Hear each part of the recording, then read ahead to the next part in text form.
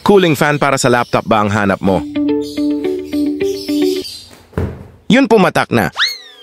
Madalas ko nakikita sa mga nag-a-unbox na ipinapatak yung parcel bago buksan. E di ginaya ko. Ang ganda nitong nabili kong cooling fan sa online. Lakas makapogi. Wow! Yun o, parang libro na bubuklat. Na-adjust ang taas ng stand nito, nakakatuwa naman.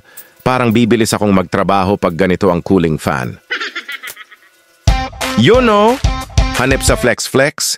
Hindi ako mahilig sa mga ganitong accessories sa laptop, kaso medyo mainit dito sa workstation ko sa bahay. Hindi pa kaya ng budget ang aircon kaya tiyaga sa electric fan. Kaya naman naisipan ko maglagay ng cooling fan. Ang ganda nito, may mga ilaw-ilaw pa sa paligid, pati yung mismong fan may ilaw din.